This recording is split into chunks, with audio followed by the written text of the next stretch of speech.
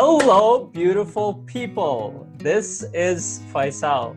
I'm a certified high performance coach, and I help entrepreneurs and professionals live happy, fulfilled, and successful lives by raising their performance and potential in everything that they do.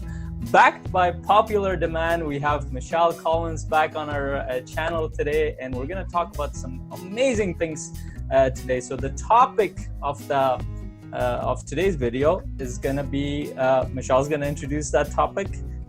Go ahead. So we're going to do some mind and body healing. We're going to be talking about emotions and how nutrition is one of the key players to being able to have a really healthy mental state. Okay, and she's also going to give us 6 essential nutrients that you need in your diet to not only boost your immune system, have a healthy emotional system, and a healthy body. And on top of that, I'm going to be talking about, from my perspective, from a high performance coach perspective, how you can raise your level of energy in terms of your mind, body, and emotions. But to start that off, we're going to talk about the importance of all this. Well, we're going to give you all the 6 nutrients, essential nutrients that you're going to need. But in the beginning, we're going to talk about why it's so important in your day-to-day life, and why are we even talking about emotional healing. So Michelle's going to quickly start that.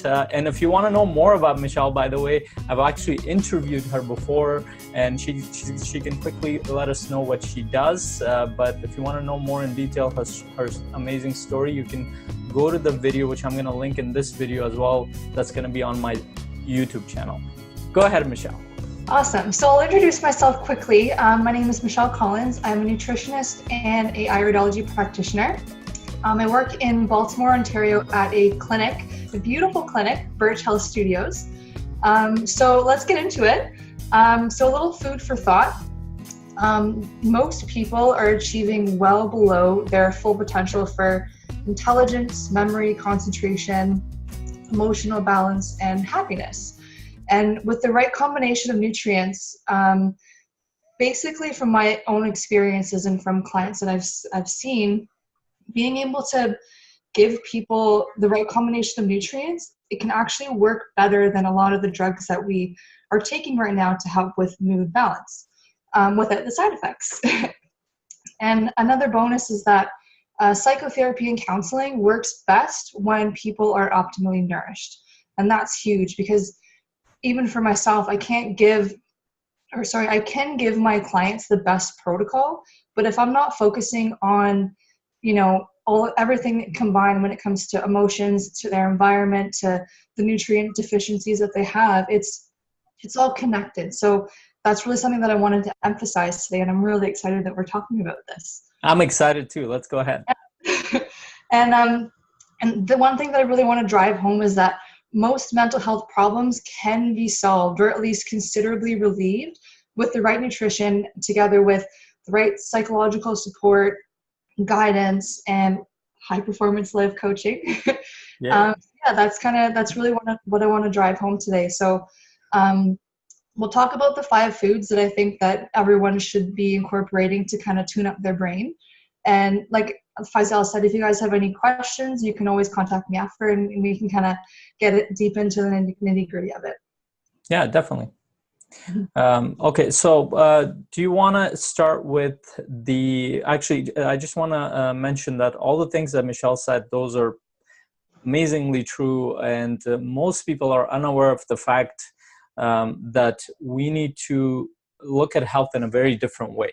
We need to not only look at health in terms of our body, but also in terms of our mind and emotions as well, our thoughts, and as well as our emotions. I'm going to talk about that in detail, and that's something that's a big portion of my coaching process, and I cover this in all my coaching sessions. And this is it's one of the key, actually the key component in any kind of coaching that helps you live a more optimal life. And we can't separate health from human beings or any kind of being. So when we determine how important this is, then we're going to jump into what is it that you guys need to live more healthy life. Also, we're gonna actually try a mindfulness practice at the end of this session, and you will also have an amazing offer from Michelle and myself at the end. We're actually Michelle has created a workshop that's going to be in near Toronto, Ontario. We're going to give you the details for that, and whoever's watching this, you're going to get a discounted price for that, and also quite a few gifts that, when you come to that workshop. So we're very excited about that. Until we talk about that, let's get started with why is it that emotions are important, and why is emotional healing important? Well, that's a pretty loaded question. It is a pretty loaded question. With emotions is that emotions are there to show us what's going on in our environment and what's going on in our body. So a lot of the time, people think emotions are something that we want to cover up and we don't want to have. But what I'm trying to get people to focus on is that emotions are there to help you. They're just signals in the body and reactions that your body is having to show you that there's something in your environment or something in your relationships that is not, that's either causing you to be afraid or it's causing a discomfort. So what my job is as a nutritionist is to see what is it in the environment that's causing this, disruption, and what is it in their diet and in that type of spectrum, what is it that needs to be addressed. So that's kind of something that I've experienced even in my own life, where I was kind of following everything to a T, but I had neglected my nutrition. So I still felt like there was a lot of discrepancies with, following the textbook protocol of, wake up every morning and be grateful and meditate. And all those things are very important, but the nutrition is such a key component, and creating a healthy environment as well. Nutrition, when I say nutrition, I mean in a holistic perspective. So we want to incorporate, yes, the body, but the mind, the environment, your family and social relationships, and stuff like that. So I think that's a great place for us to start. Okay, that's really awesome, and I wanted to touch on emotions, and like Michelle said, and it's good that we have both perspective, the women and man perspective, and I can tell you from, and I'll actually give you guys a story about this. This might inspire some men to get out of their shell, like I did. So most of my life I used to believe that emotions are a negative thing, just because we live in patriarchal societies, and some societies are more patriarchal, meaning that they're men dominated than in terms of power and all the other things that control society, versus women. So what happens is that we overcompensate in certain areas. So men tend to pretend that they don't have emotions, so they don't show their weak emotions. And the funny thing is they always show their negative emotions, but they don't show the positive emotions. The negative emotions being anger and frustration and all the rest, they show it. But then more of the feminine side of the emotions, compassion, kindness, feeling good, and expressing that, those things men are very careful about. And depending on which society you were brought up in, it's very different. So in terms of my story, I was brought up to kind of believe the same thing. And nobody had to explicitly tell me that. I just had to watch the men around me who were very careful with their emotions. They had to appear serious. They had to appear well put together, even though inside them they were going crazy, which I found out later. So I always believed that, and I always saw that to be a sign of weakness. And I'm an emotional person. I can admit that now. So what happened was, well, fast forward about 4 years in the past, where I still believed that, okay, showing emotions was a negative thing in society, and we shouldn't do that. So I actually went to a seminar by Brendan Bouchard, who is my mentor. Amazing. Yeah. That was in California, in San Jose. It was called Experts Academy, where he teaches people how to create a business online and also bring together your knowledge to help people in different ways, just like I'm doing right now. So when I got there, so there are, imagine about 700 people sitting there in the audience, all came here, who paid around anywhere between $2,000 to $5,000 to be there for 3 days, 4 days. And here's Brendan Bouchard right on stage, and you could probably even find his video on YouTube where he actually, you can see him in that moment. So what he starts talking about a story where he was mentoring a young lady when he was in his master's program, and he was teaching a class at that time. And what happened was that young lady had a lot of confidence issues. So what happens that by the end of the semester, he helped her get over her issue of speaking in public in front of class, and she actually was able to present. And right when as he's describing that, he starts tearing up, he starts crying. And I want to talk about my reaction to this. I'm sitting in the middle of the audience, and based on my limited perspective, I'm looking at this, I'm like, and I literally did this. I was because he's a leader in the seminar, he's the one who created the seminar, and he's supposed to be a man of influence, a man. And he's not supposed to cry right on stage, but he starts doing that, and I'm looking around like, are people leaving? Are people gonna leave right now? And to my utter shock, I look around and I see actually people joining and crying with him. They felt it. I felt it. I just was stopping it from feeling it. So he went through the story. He showed his emotion, the feminine emotion side. And amazingly, nothing negative happened. Actually, after that story, people were talking very positive things about him. And in that moment, I was like, oh my God, literally everything related to emotion I was taught was completely wrong. Yeah. And that was a very powerful lesson for me. I always talk about that. And so the reason why emotion becomes important is because it's energy. That's all it is. If you take the cultural stuff out of it, all the negative things out of it, all it is energy within you.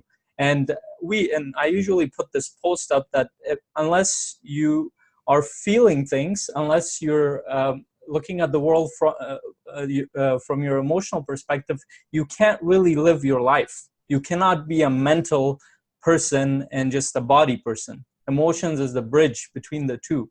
So unless you are expressing that and feeling things, which everybody naturally does, unless you're another species that's outside of Earth, which we don't know about, you're going to feel emotions. So if it is the foundation by which we experience life, which is emotions, then suppressing that emotion, putting away that emotion, rejecting the emotion, all of them have the same effect. The effect is that energy kind of finds ways to come out. And usually when it tries to come out, it comes out in negative ways because you're forcing it to go somewhere else where it doesn't need to go. You're blocking the flow of energy. So imagine it in terms of water. If there's water over waterfall, what do? We build dams. What does that do? Dams are meant to channel the water, so we create energy. So eventually, if the water pressure gets more and more and the dam wasn't built proper enough, it can burst right through the thing and break everything in there. And that's what happens. We create dams within our body. And over time, it builds up pressure and pressure, and eventually we either blow up or implode, or we have psychological issues or even physical issues. So yeah, that was the thing. Michelle can go into it a little bit more if she wants. There's a lot of things that I wanted to say about that.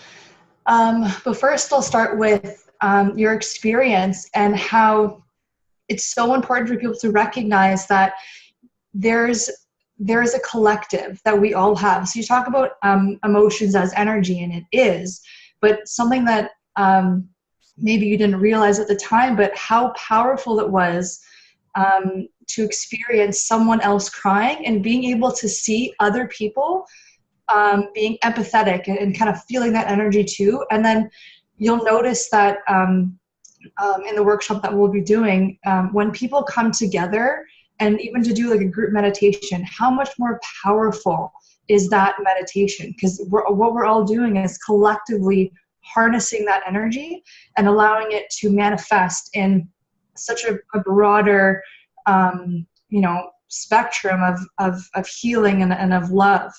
And so I think that's something that's really important. Is a lot of the time we feel alone in our emotions and alone in our pain, but once we realize that, you know what, it's okay for me to cry and for me to be, vulnerable.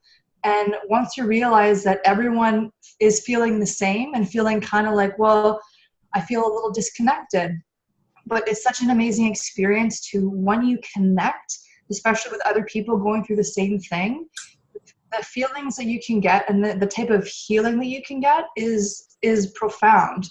So I love that you had that experience. I think it's beautiful. And then you also mentioned about how, again, emotions are energy, and they can definitely manifest in negative ways. And what I do as a practitioner, even with iridology, is I'm able to see where this pain is manifesting physically. And in traditional Chinese medicine, we explore the idea that different organs have different centers of energy, and they are related or connected to different emotions.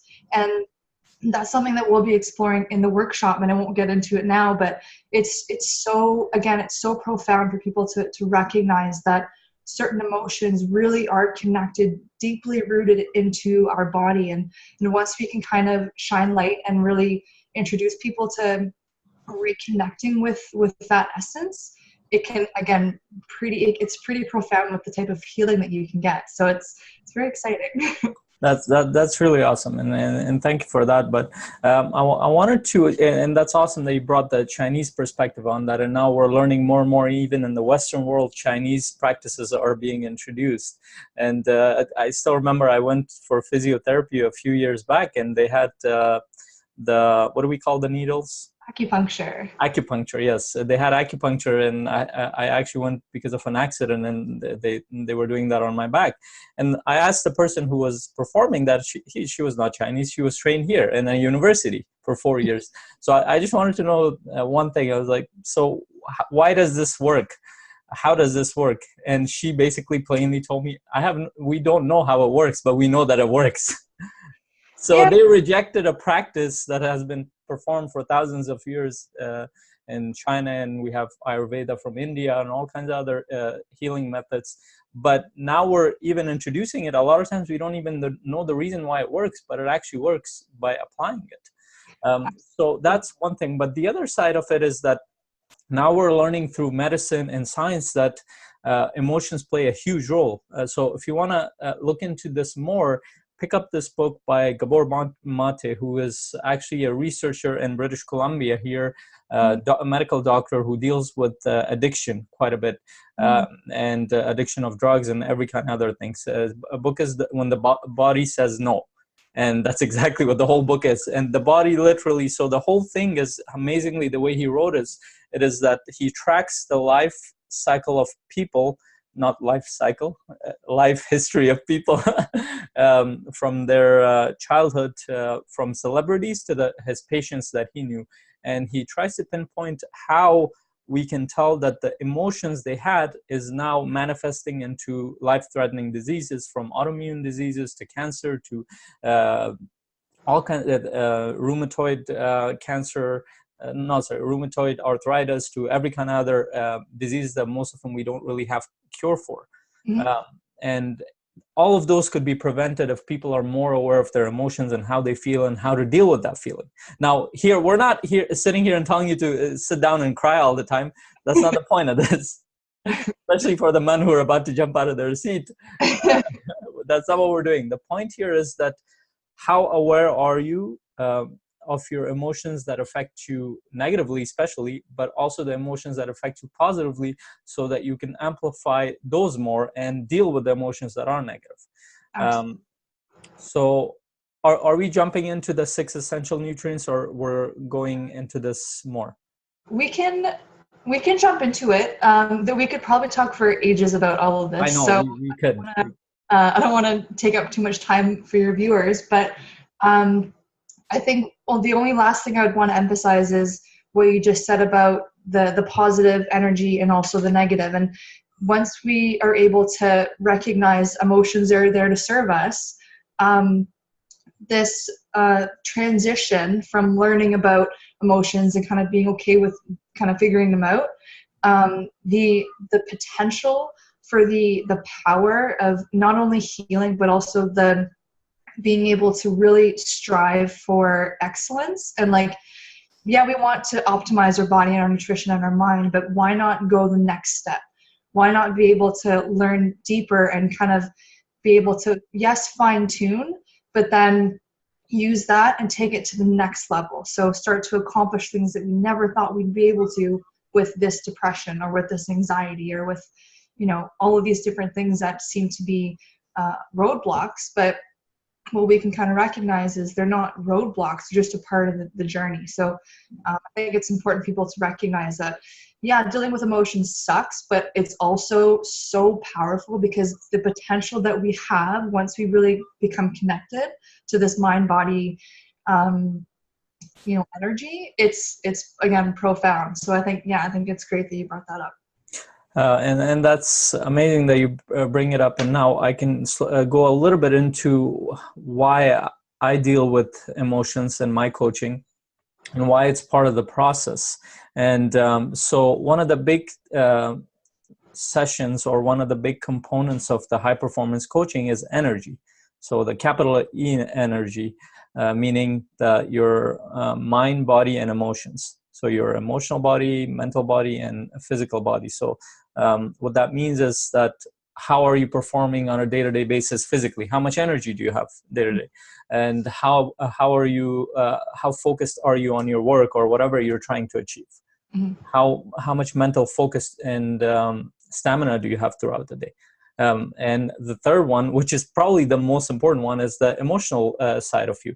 And that's how are you able to deal with day-to-day stresses? And I actually talked about that the other day. I did a video on that, the good and bad kind of fear, a little bit about that. And what I find working with people is that a lot of times we don't even need to create more energy. Most of the time people are wasting a lot of energy by dealing with things in a very improper way. And a lot of those are emotionally related. Whether you're a man or a woman, what happens is that on a day-to-day life, what we do is we say the word, I'm stressed out. And what that translates to is I'm fearful of something. Yes. So that's always fear. So that fear, because one, we're not even aware that that's fear. We're constantly activating our fight or flight response, which I explained in that video, so you can watch that. But what that does is we're constantly activating that fight or flight response, where our hormones get affected, our physiology gets affected. And the way Bruce Lipton describes is that most of our energy from our gut, which is the healing section of our body, which heals us, that goes into our limbs constantly, and our limbs and activates certain hormones that make us want to either fight or run away or figure out what you need to do in that moment. And that's very important, because if you're constantly doing that, the best analogy Bruce Lipton gave for that was that it's like we're always running away from a tiger. If we were to live in the woods, that would be the case, but that's not the real case in natural life. But in our lifestyle, whether it be bills we're dealing with, relationships, or other people in our day-to-day life, our boss, our work, or thinking about what's going to happen in the future, they constantly activate that side of us, and then that affects our emotions in a very negative way. So we waste a lot of energy, and that's why much of my coaching deals with that how do you not waste energy, and how can you generate more energy? Awesome. I love that. Yeah, Michelle can either add to this, or you can jump into the 6 essential nutrients that we're going to talk about, that you can go into in your life for developing a high performance in terms of your mind, body, and emotions. But also we're going to talk about how they help you. And also at the end, we're going to do a mindfulness practice, which I'm going to perform on Michelle, if she's open. And that way you can kind of combine the nutrition with a simple thing that you can do 2 minutes a day that will help you mentally and emotionally. Awesome. All right, let's get into it. So the first thing that I'm going to bring up, and everyone seems to forget this, is water. And I mentioned this in our last talk, but there's something about water that people seem to neglect, definitely. But that is the one thing that we need more than anything else in the world. Obviously, there's some things that we want to make sure we incorporate, but water is the number one thing. Everything else on this list, if you don't incorporate water, none of the other things will matter or will really, will really work. So that's something I really want to drive home. The thing about that is we have to make sure that we're drinking filtered, clean water. There are certain systems that I recommend for my clients, which is reverse osmosis, distilled water. If we don't have access to clean water, there's ways that we can go about finding hot springs. I think we talked about this in our last We did talk. a little bit, yes. So we can, I can also list some links for the viewers later on to access that. But it's really important is to have clean drinking water, because tap water won't do it, obviously, because there's so many different things, chemicals, parasites, all those things in just tap water that it's actually going to be hurting you as opposed to helping you. But obviously, like if you can only drink tap water, then go for it. But I'm just trying to say optimally, we want to do clean filtered water. The next one, so glucose, which is sugar. Everyone's in this ketogenic fad right now, so I really wanted to emphasize the importance of glucose. I'm on it right now.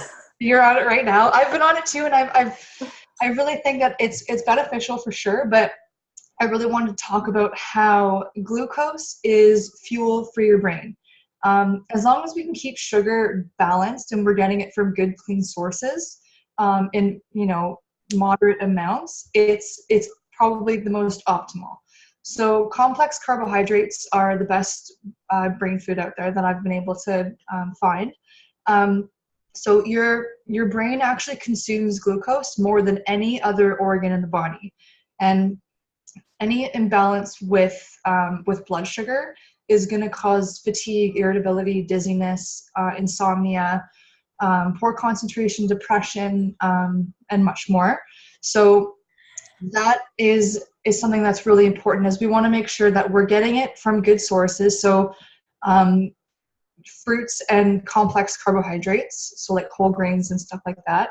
And another thing that I want to mention is that carbohydrates are a smokeless fuel, is what I call it. So with say fat, for example, for the ketogenic diet, with that comes a lot of work, a lot of extra work that our body has to do to be able to break down a lot of the junk, so to speak, that's been stored.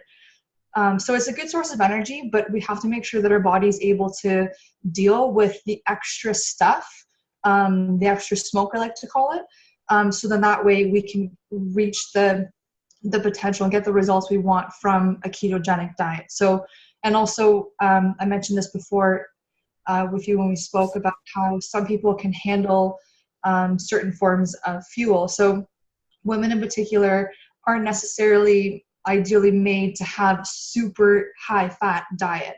So that's why I really wanted to emphasize again, carbohydrates and glucose is definitely okay to have, but we just have to make sure we have it in moderation and just keep it balanced. So another good example of that is incorporating fiber into your diet. Well, but before you go ahead, can you just, because this is the area I find, and by the way, ketogenic diet is where people take away all the carbs from their system, so they focus more on the fats and the proteins and the vegetables that are low in sugar.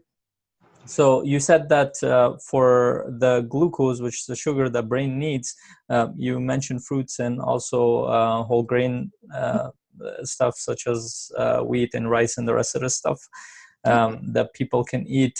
What I do want to mention is the things that they shouldn't go towards for glucose. And that's the things that are harmful, very harmful, are pop and energy drinks and basically anything that's created by the big food industry as a way to give you more energy, but it actually drains your body. It creates imbalances in your blood sugar, and none of those things are good for you. I mean, this doesn't mean that you can't have that ice cream once in a while. Go ahead and do it. It's fine, but try to take pop out of your diet. Coca-Cola, any kind of soda or any kind of other sugar drink. A lot of people think that orange juice and these things are good for you, but they're loaded with sugar as well. So Absolutely. Be careful what you put into your body when it comes to sugar, because sugar imbalance is the cause for a lot of problems in our body as well. So a good amount is good, but if you overdo it and you put the wrong sugars in your body, it could create a lot of problems as well. Yeah. So what I should bring up too is with sugar in your diet, what I optimally will tell people to have is nothing that comes in a package. So whole foods is what we want to focus on. So for example, an orange, you get an orange in comparison to orange juice. Orange juice has been, it's been heated. There's added sugar in there. The quality of the oranges themselves are, they're garbage. But when you get a whole orange, you're not only getting, you're getting a little bit of sugar, but you're also getting fiber and antioxidants and everything that comes with a real orange. And same with vegetables too. Vegetables and fruit and vegetables are really going to be your main source of glucose. And that's the only thing that I would say to incorporate.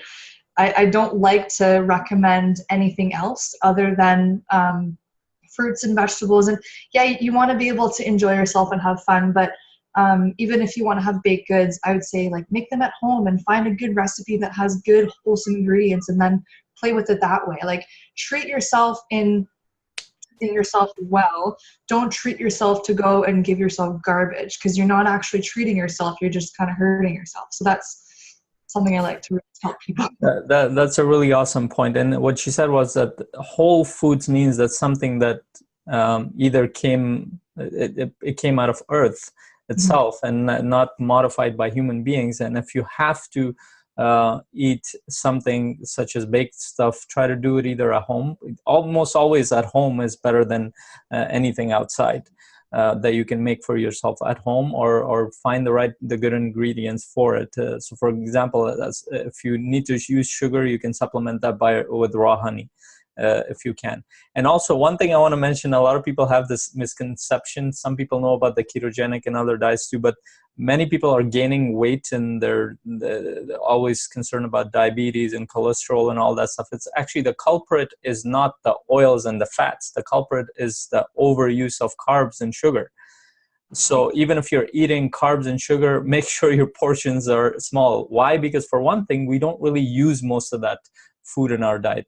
Like Michelle said, we need it for our brain, but you don't really need it for your body on a day-to-day basis to function as much.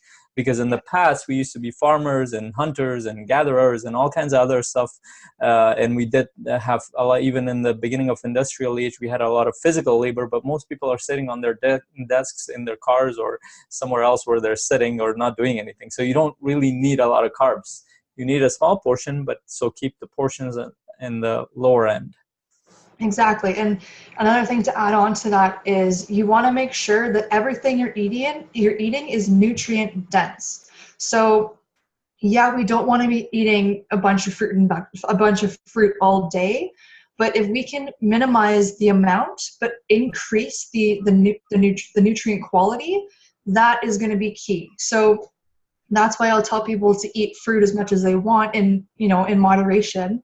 Don't cancel it out just because it has sugar, but recognize that the nutrients that you're getting within it is so beneficial that you don't need to be eating fruit all day, because you're actually getting what you need in just this one orange or in this one apple. And that's a big thing, is eating nutrient dense food, because the more nutrients you get, the less your body is going to crave and the less that you'll need, and the more energy you'll have to be able to do everything that you want.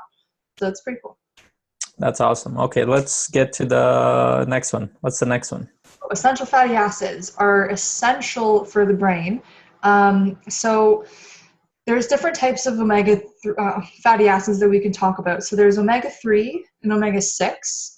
Our ability to perform depends on so many different things, but basically it's mental, emotional, and physical intelligence. And each type of intelligence is affected by our intake of essential fatty acids. So there's a lot that I can get into. I'm going to try to not. But something I really want to stress is that children deficient in EFAs, or essential fatty acids, are more prone to learning disabilities, to illnesses, to viruses, to developmental delays. And I think that's really important for people to recognize that we obviously want to get the right sources of fat. so, and the right types of omegas in the right balance. So I'll mention a little bit about omega-3s. So omega-3s it's a polyunsaturated fat, EPA and DHA. And we can get those in certain foods like fish, organic nuts and seeds and eggs. And then omega-6, which is it's a polyunsaturated fat consisted of GLA and arachidonic acid. Won't get into those too much, but I just want to talk about the sources of them, and then we can kind of people ask more they can. So good sources of omega-6 would be things like hemp seeds, evening primrose oil, and borage oil. So along with improving our mental health, the essential fatty acids are also really key for reducing things like cancer, heart disease, arthritis, eczema, infections. Like it's not only for mental health and to help with cognitive functioning and development, but it's also good for every other organ in the body. So they're very important. We just want to make sure that we're getting the right source. And I don't usually recommend supplements, but if some people are not fans of eating fish or eggs, then I would recommend taking a supplement, because if there's one thing that can really hinder your ability to heal wounds, and to basically create an optimal healing environment, it's essential fatty acids. And then I'll get into another type of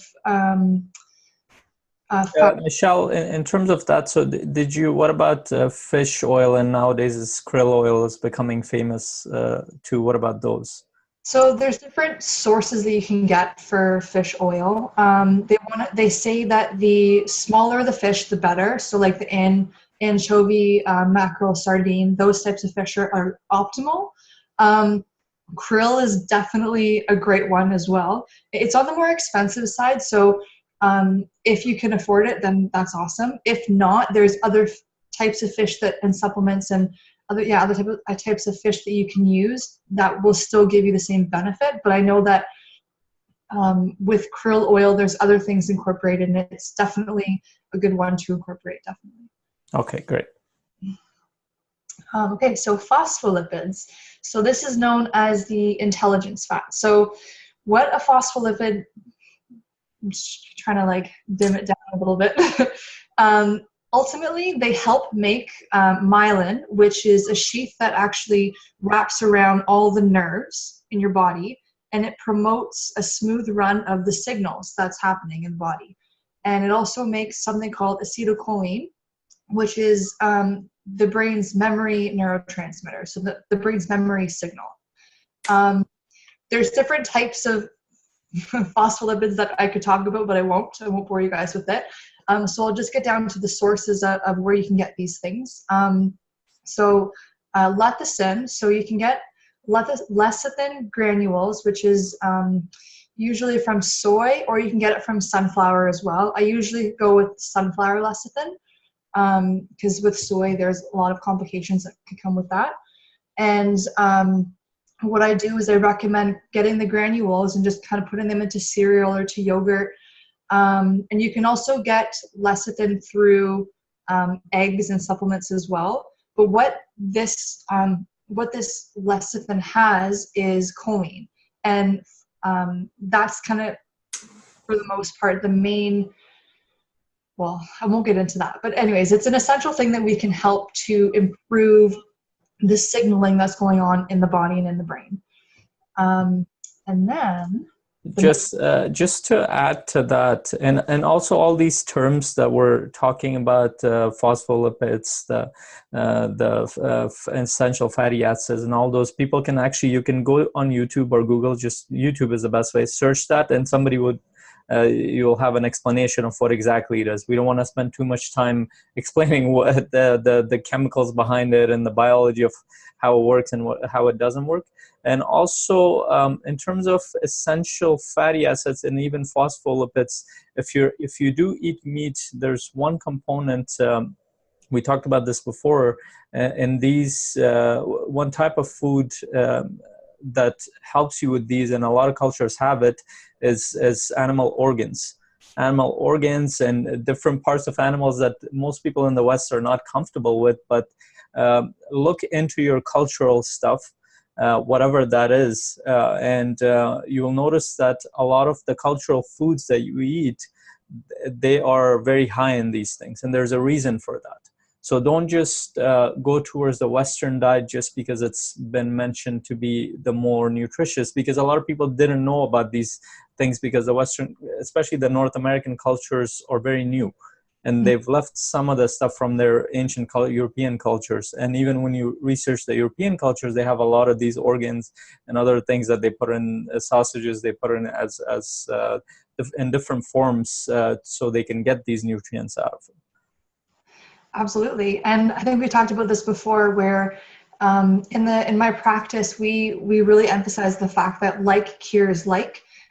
It's based off of the idea that, just like you said, when you incorporate, say we want to have, the brain of a specific animal, we're actually going to be getting the nutrients that we need to help our brain. So it's a very simple concept, but it's also very deep rooted in a lot of ancient traditions. And I think that's really important for people to recognize, is that we're just, mirrors to each other. And if I'm lacking something, I need to be able to go out and get it and to bring it back into my own self. So it really makes sense nutritionally. If I'm lacking something, why not go to the source to get it?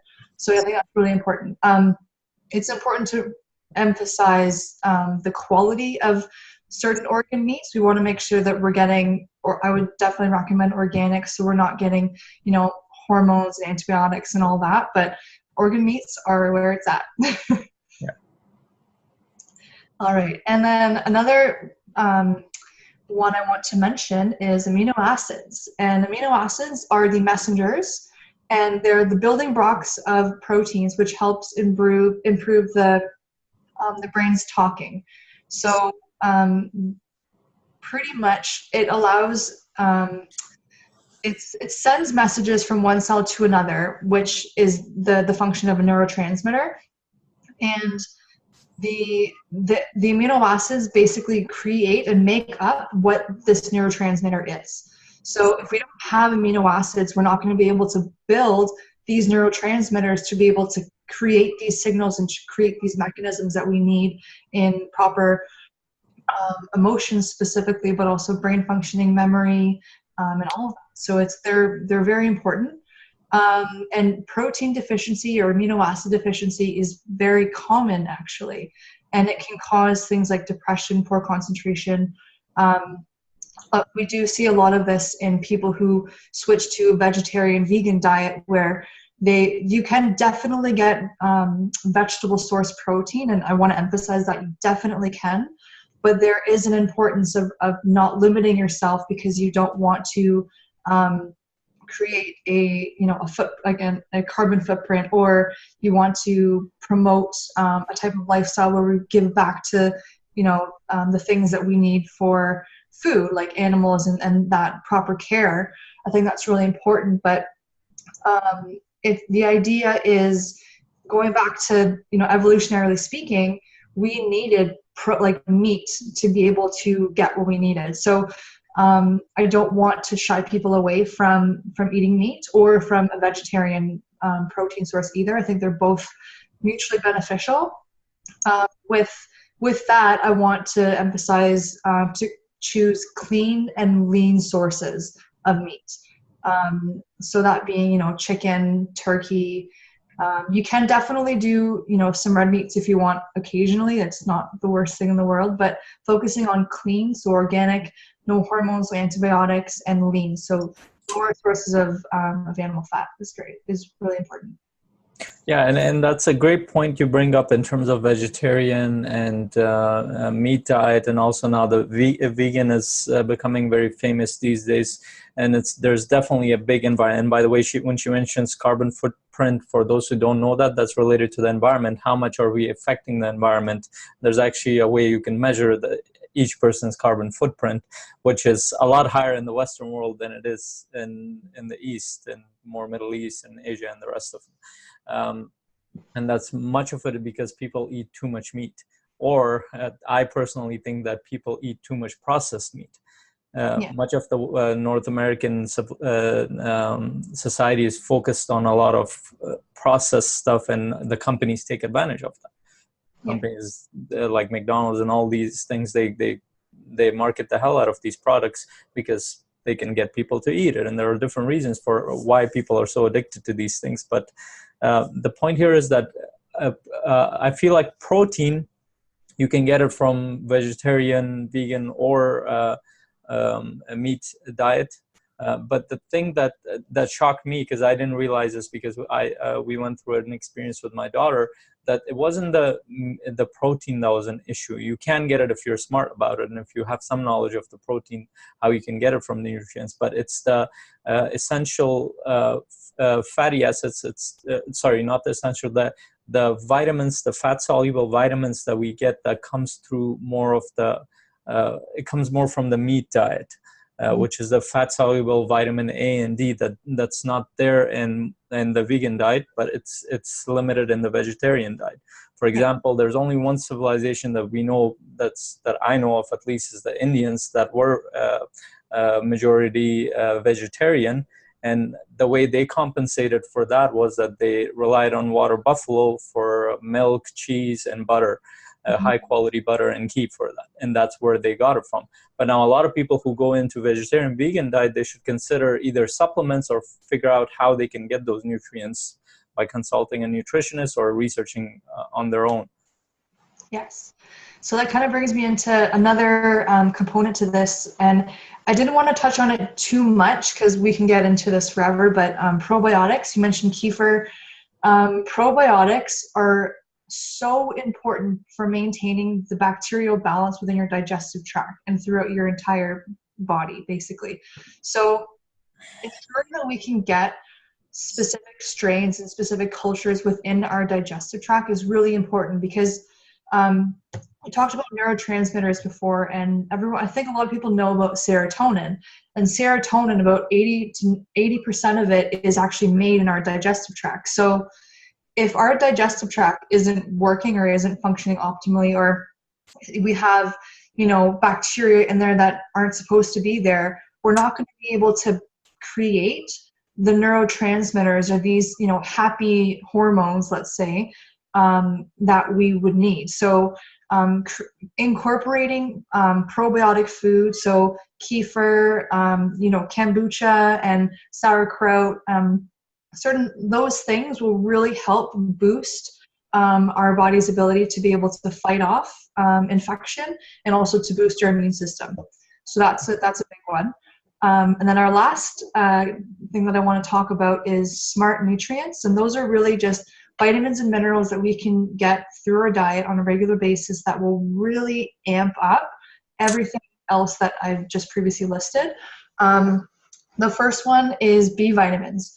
So a deficiency in any one of these B vitamins will rapidly affect how you feel. So even just a deficiency in one B vitamin can really throw off your entire system. So that's very important. And we can get these again through whole grains and vegetables. So it's something that people don't really recognize. A lot of people take vitamin B supplements, and I think that's great, because a lot of the time when it comes to stress, the more stressed we are, the more deficient we will be in these vitamins. So taking a supplement, I kind of recommend it for people, especially to kind of give them a little bit of a boost. So being able to access that is pretty significant. And then also with other vitamins, we have vitamin C, which a lot of people know about. It's great for the immune system. It's great for helping support the detoxification process. And for your skin and for collagen production. I could go on, which I won't, but there's a lot to incorporate with that. Now these two, calcium and magnesium, are my favorite things to talk about, because they are nature's tranquilizers, and you can get them through bone broth. That's my number one recommendation. You can also take them in supplements, but bone broth has an amazing breakdown of all these different minerals. But so magnesium is a wonderful thing to incorporate, especially if you get really anxious, or if you suffer from anxiety and even depression, because what it does is it acts as a muscle relaxant, so it'll naturally calm your muscles and calm your body. But what it also does, which is pretty cool, is it draws water into the colon. So a lot of people will take it at nighttime, because in the morning they'll actually go and have a bowel movement and clean themselves out, and it keeps things moving. And you'd be surprised about how grumpy people can get when things aren't moving properly. So that's something that I really wanted to emphasize. And it's wonderful, and it's also used for so many other things in the I body. don't know if I could have said it in that way. I would just say it, but that's a great way of saying it.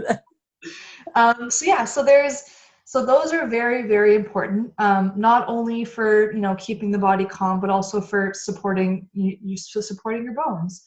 Another one that is really important is zinc. So zinc is substantial in there's so many uses for it, but what I'll stick with is with mood.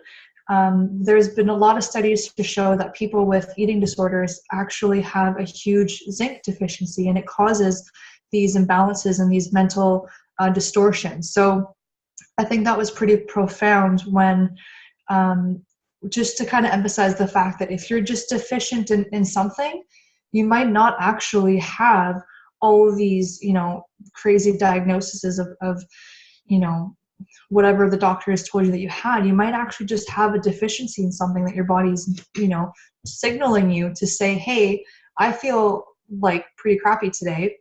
What can you do to give me to be able to change that? And a lot of people don't think nutrition first. They think, I feel like crap, I'm going to go to my doctor and they're going to give me something to cover that up. And I think the role of the doctor is so important, and it's really important to integrate nutrition with psychiatric care. So I think that's a great one to emphasize. Okay, and that's all the things that you want to talk about in terms of those. Yeah, I'll mention really quickly. Okay. There's a herb that I spoke to you about last time that I wanted to recommend to people right off the bat. If you find that you have a hard time dealing with stress and you're pretty fatigued and you need to be able to function optimally or even like high functioning, it's my favorite herb to use right now. It's called Rhodiola rosea. So it's from the rose family, and you can get it at any health food store. It's pretty common these days, but what it is it's an adaptogenic herb that I've even used myself for anxiety and depression, and it's pretty profound. But it was actually it was used mostly in Russia, and what they use them in wartime to be able to create stamina and to create that kind of internal like kind of vigor, if you know what I mean, to get people riled up. But what it allows you to do, when they did studies on it, was it actually allows you to adapt to your own stress. And that's ultimately what it does. But it's very cool because this herb itself is grown in like the coldest, worst conditions ever. So I thought that was kind of a beautiful thing, that this herb it's grown in really harsh, terrible conditions, but when we ingest it, it actually allows us to adjust to these harsh and terrible conditions. So I thought that it's a pretty cool herb to play with. So I recommend that for sure. Okay, that's awesome. And one thing I want to mention, going back to the probiotics that you talked about. Some people might not be familiar with these terms: sauerkraut, kombucha, especially kombucha, because that's more of a new age thing coming around here. And kefir, a lot of people know about it. So that's a version of yogurt that it just has more of the concentrated version, if I'm right. And also there are different cultures. So all of these are fermented foods, right? Yes. Correct. So fermented. So every culture has their own versions of fermented food. So if you are part of an ancient culture, look into your culture. There will always be some kind of fermented food that helps with digestion and that helps with all the things that Michelle talked about. So, but all these are great. I actually have sauerkraut and I have more yogurt, but sometimes I have kefir too. And I think Michelle introduced me to kombucha. Yeah, I did. So good. Yeah, so that was a great treat. It actually tastes good.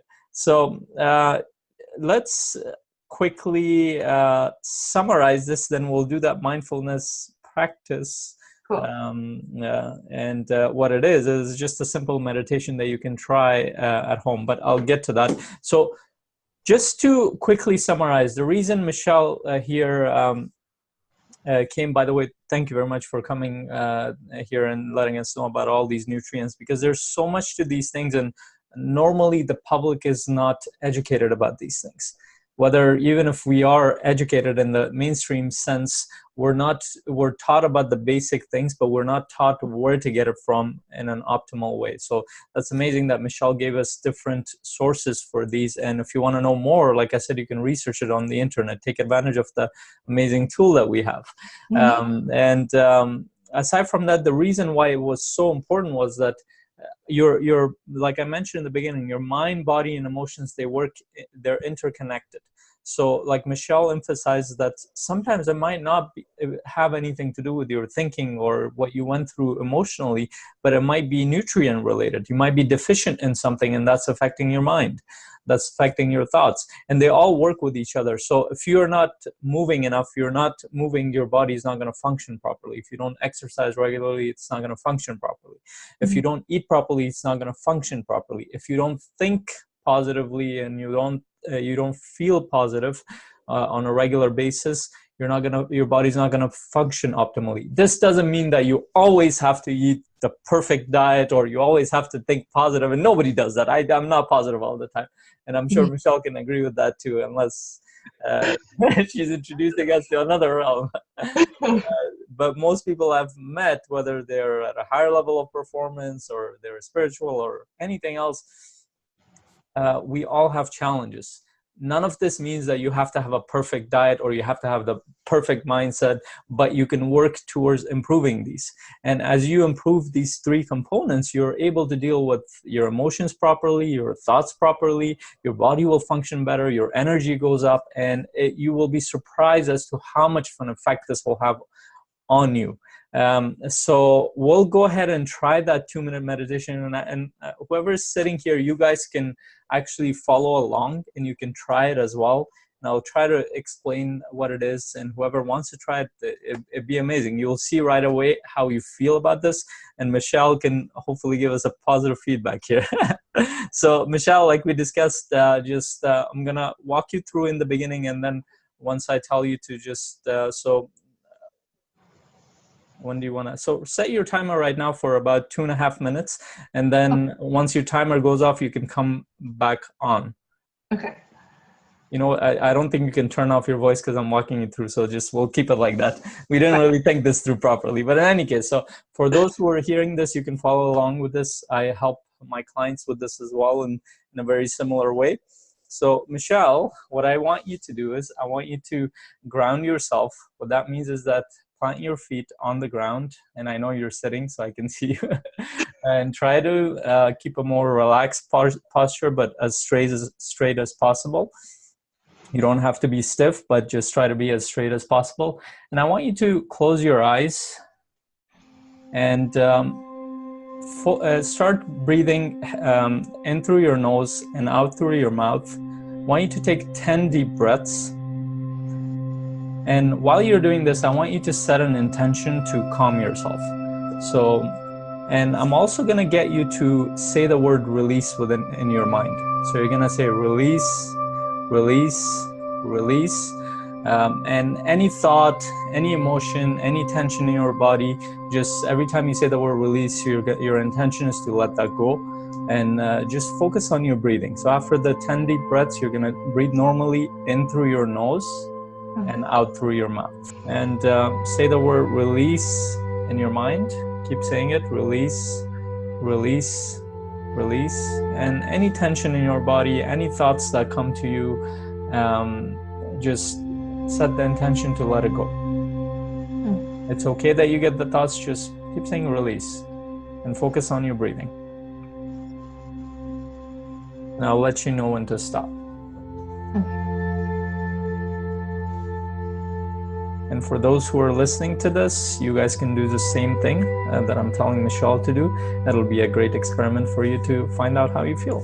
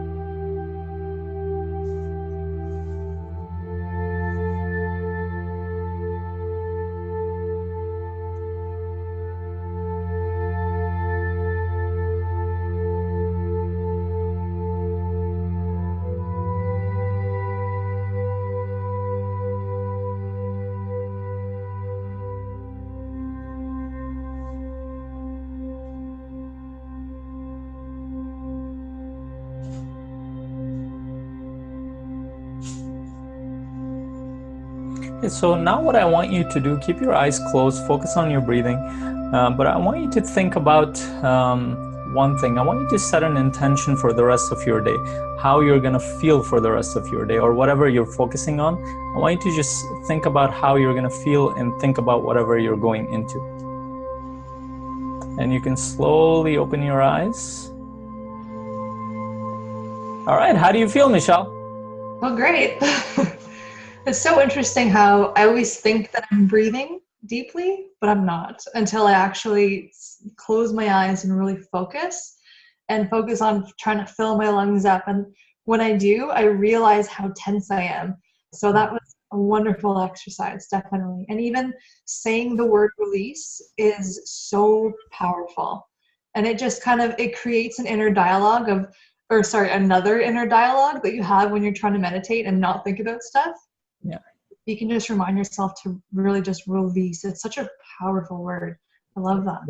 That's awesome. That's part of the high performance coaching, something I do with my clients. Now, how did you feel about the intention at the end? I found it was really good, but it was almost hard for me to pick what I wanted to do. Yeah, it would be good if I knew what you were going to do after this. So I help you. So the reason I ask you this, for those who are watching, is that that 2-minute release meditation, all that does is it resets you. So if you're ever nervous or feel stressed or feel like something is about to go wrong in your mind or whatever else is going to happen, or you feel rushed, or you feel your day's going too fast, all you have to do is 2 minutes, set a timer, sit down somewhere. You can do this lying down, sitting down, standing, do whatever you have to. But the key is the breathing, the release part, and just focusing on your breathing and letting go of anything that comes your way. And just the breathing itself will help you connect to your body, and it'll help you realize what you feel. And then at the end, you can set the intention for whatever you're doing. Let's say you're going into a job interview. Let's say you're going into a meeting. Let's say you're going into a training like this. You can do that release meditation. You'll feel better afterwards. So do you feel more calm, Michelle? I do, definitely. Yeah. I feel definitely. So that's the main thing. And this is why meditation is such a huge part of human civilization. Almost every culture I know, they have some sort of meditation. It could be sitting, it could be standing, it could be movement like Tai Chi, it could be all sorts of ways you can do. Even walking can be meditation if you do that. Even observing things can be meditation. So there's not one specific way, but if this helps you, that's awesome. Try it. And I recommend that you do it once in the morning, once at night, and whenever you feel like you need to. So thank you, Michelle, for giving this a try and letting me walk you through, and hopefully other people tried it too and help them out.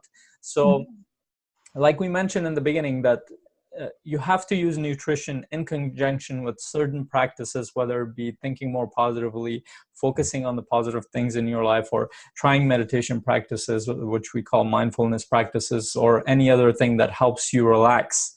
And that helps you recenter, so you can deal with the challenges in your life in a better way, but also raise your performance in different areas of your life, whether it be in your relationships, your personal well-being, or in terms of your work or anything else that you do.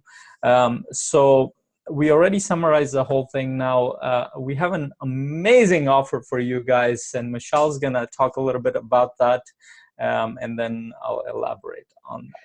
So we have a wonderful offer for you guys. So anyone who wants to participate in the workshop that we're doing, we are offering a 15% discount off of the total cost. All the information about the emotional healing workshop will be online and for you guys to take a look at.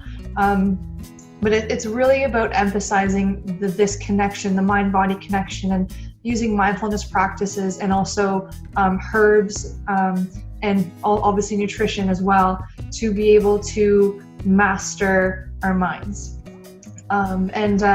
One thing that I really wanted to emphasize about this workshop is that it's really going to allow us to recognize that we don't have to change the world, we just have to change the prescription of our glasses, in a manner of speaking, where developing a more expanded and positive mind frame promotes mental well-being, and also connecting with other people and sharing in your emotions and in your experiences is so powerful, and not only for healing but also for being able to create a safe environment. And we talked a little bit about this before, but allowing yourself an action plan and creating an action plan, which is what we'll be doing in the workshop, will allow people to also witness, the beauty of healing in a collective, but also we'll be giving people basically a toolbox of what they can be able to do at the workshop and then bring home with them to be able to really get their feet on the ground with this type of healing. Yeah, and that's really awesome. So by the way, when Michelle says this workshop is in Baltimore, Ontario, which is about an hour, 20 minutes from Toronto. So those who are in the region, it's going to be on February 17th. Is that correct? Yep. So February 17th, and that's, let's see which day it is. It's a Sunday. It's a Sunday, February 17th. It's going to run from 1 to 5, right? It's a 4-hour workshop. And there's going to be, like Michelle said, nutrition, herbs, and the whole idea behind it is emotional healing through nutrition and herbs and mindfulness practices, right? Is that correct? Yep. And what we're going to be doing is we'll be using the ancient tea ceremony as a way to introduce this mindfulness practice. So sort of what we just did, taking 2 minutes out of your day to really release and connect to what's to the present moment. So we've created some pretty fun ways to be able to introduce people to that type of practice. So it's gonna be great, and I'm really excited about it. I haven't been able to find anything like this in the area, so I think it'll be very well received. That's really awesome. And also, Michelle was kind enough to invite me there, so I'll be speaking there, and I'll be talking about the subjects we're gonna have to discuss what the specifics are, but I'll be talking about your mind, body, and emotion as well, and how you can deal with this three aspects of yourself to live a more happy and more fulfilled life, to raise your performance in your life, and so you can live happily within your relationships, within your work, with yourself. And so it's going to be an amazing thing. I'm sure it's going to be very entertaining as well. And also, I just wanted to mention the exact price. So the normal price for this place is $90, and Michelle's giving us 15% discount for those who sign up through this video. So all you have to do is just message me. We'll put the link there, and I can direct you to Michelle, because right now we don't have an exact link from Michelle. But once we do get it, I'm going to put it up on this video and also in the information section below. So now with the 15% discount, you're going to be paying $76.50. So if you or your family, friends are interested in it, it's going to be a great, amazing experience. And I'm really excited about this. Michelle's really excited about this, and you're going to meet awesome people there, because guess what? We're gonna combine people with similar energies, similar thinking. So, and that's one of the best parts of seminars and workshops, and I love going to them, is that you meet some of the best people in the world. Absolutely. So other than that, I hope you guys have an awesome day, and share this video with whoever you think will benefit from this, and especially with those who also live in Toronto region, so they can benefit from the workshop. And also thank you, Michelle, for joining us again on this training. and hopefully you'll be back again with all sorts of insights and amazing wisdom. Thank you very much. Thank you for having me. I really appreciate being able to come and kind of do my nutrition talk. I feel like there's so much that I could talk about. I had to kind of narrow it down a bit, but I really appreciate being able to have these conversations because people don't have them, and it really just takes one video or one podcast to be able to change someone's life. And doing these all the time, it just kind of gives people access to this information that they wouldn't know. And it's just these little small changes that we make every day that really are they're life-changing, and it's so important to be able to have access to this type of information. I completely agree, and that's why I do what I do. Have an amazing day, everyone, and thank you again, Michelle.